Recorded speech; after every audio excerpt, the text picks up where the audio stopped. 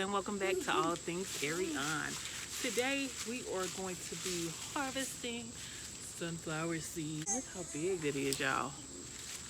My head, this head, my head, this head. All right, so it's the end of sunflower season for a lot of us, and now it's time to get these beautiful, beautiful seeds out. You how to actually harvest your sunflower seeds. Let's jump right in. Okay, welcome to this place that I call my lab. Got some more crown of thorn plants repotted from clippings and growing back there. But all you need is your actual sunflower. Most people like to clip it right from the head, but I just went ahead and clipped the whole thing down. But this is the sunflower. You'll need a bucket, and that's it. So I am taking the sunflower head and just removing all that extra stuff, leftover flour from it. And this was a mammoth sunflower, which is why it's so big.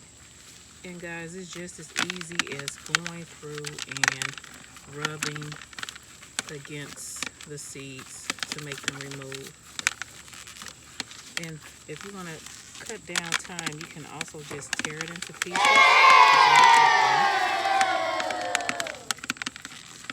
But I am so happy with the progress of this sunflower.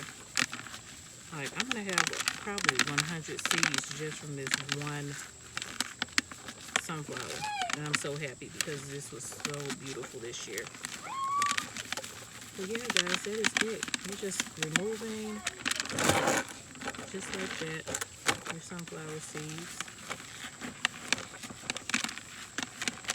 And that is it. Happy harvesting, guys.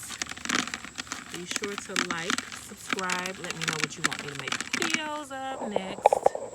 But it's that simple. You're just removing the seeds. Until next time, bye for now.